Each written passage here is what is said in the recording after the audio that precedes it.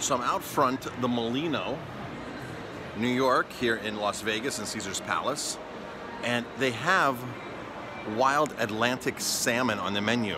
Now, if you've watched any of my videos, you know that wild Atlantic salmon is virtually impossible to have. It's something that's not commercially caught, and the little bit that's caught in Scotland or wherever, Norway, is extremely, extremely expensive.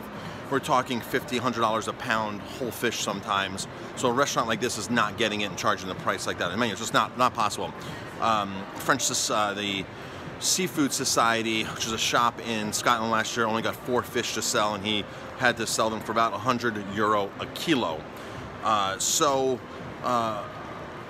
Atlantic salmon is often confused by chefs as being wild. A lot of chefs just think that it's wild. Here's a restaurant that thinks that they're serving wild Atlantic salmon. When you see the word Atlantic salmon on a menu, it's 100% always farmed. Farmed, that's what they do.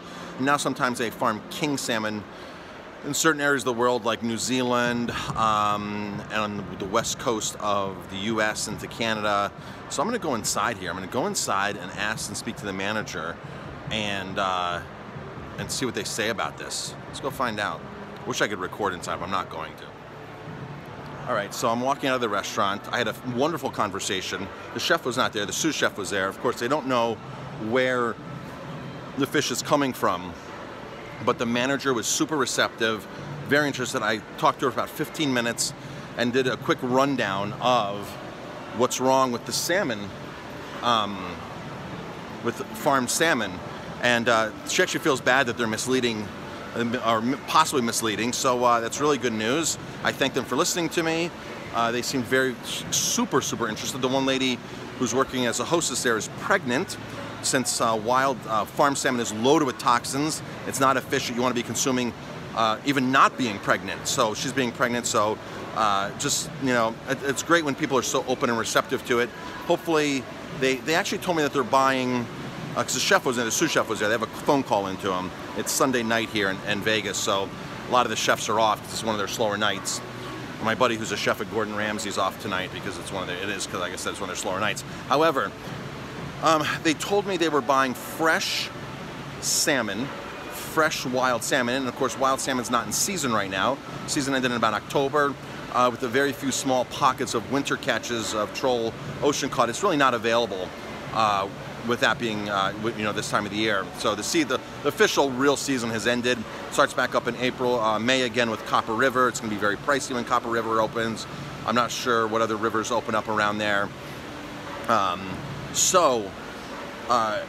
just explained to them, gave them an education, gave them a rundown. They were very receptive. They actually thanked me, and with all the facts that I gave them about farmed salmon, they actually feel guilty about eating and serving it. The people, of course, it's not their call, I don't think, ultimately, but you know, when you're consuming farmed salmon, or when you're supporting farmed salmon, and this industry is killing off these communities, the ecosystems, killing off the wild fish, wild salmon there, and killer whales can't complete their full-term pregnancies because 70% of them just can't do it in British Columbia, and bears are starving because there's no fish swimming upstream, and whole ecosystems are collapsing. You know, when fish swim up the stream, when salmon are a very amazing creature, they swim up the stream where they spawn, and where they spawn, after they spawn, they die. So you have a dead fish there. And that dead fish adds to the ecosystem. I keep using the word ecosystem. It adds everything to that ecosystem. So a bear can come eat it, something can come eat it, or it dies and it decomposes there. And whether the bear is pooping it out or the fish is decomposing there, all those are rich nutrients for the soil that has fueled these riverbeds all over, wherever it is, wherever salmon run in the world in the northern hemisphere. In Washington State, I mean, these rivers sometimes go inland 1 or 2 states. So in like Washington State, they're maybe entering in the Columbia River and ending up in Idaho, as far as Idaho, because they're swimming up all these river streams. Now, there's also another controversy with them swimming up. All the dams that are being built in these areas are stopping that natural migratory path. That's one thing. But really, the salmon farms are spewing out tons and tons of diseases, and it's just not possible for these fish to survive in such terrible conditions. So somebody called me the Salmon Sheriff on a comment the other day. I really like that. I do consider myself, I guess, the Salmon Sheriff, and I guess my job is done in Molino's, hopefully. Hopefully they'll talk to the chef when he comes back on Monday or Tuesday, reword that menu, and if they took off farm salmon altogether, that would be the best thing for them to do. Honestly, that would be the best thing to do.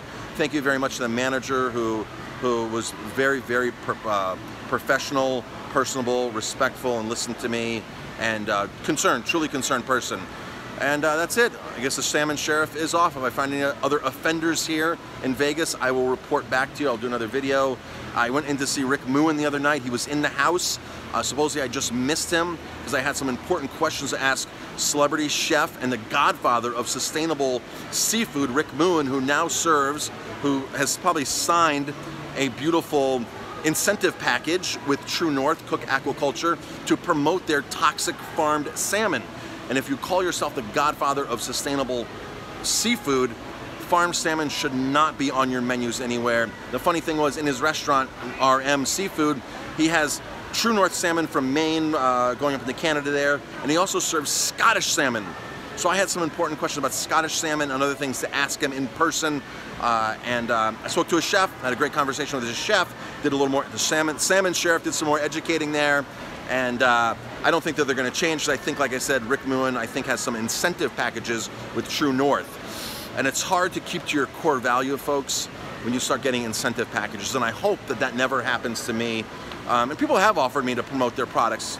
People have offered me to write articles on my blogs and this and that. And honestly, I could get more views on my blogs if I have contributing authors and this and that. But I don't have to worry about them promoting a product or promoting a slightly different view than I have on food or life. Because that's just not what it's about. Whether it's somebody paying me to do it, or likewise, money's great, money's necessary, money is very important to keep me doing what I'm doing, running my business, my restaurant. But when you watch my YouTube videos, I get paid for that, so that does help me keep this mission going. I like to buy camera equipment, and I literally have probably $6,000 or $7,000 in camera equipment at my disposal to do a lot of my videos that I do. Probably more than that with my drone and everything. So that helps me keep that going. I do have to pay people to help me edit and things like that. So that keeps helping me spread my word. So please, on YouTube, watching my video, watching the inlay commercials, stuff like that, really helps support what I'm doing. I'm Chef Marcus Guiliano, aka the Salmon Sheriff, here in Las Vegas. Stay tuned, everybody.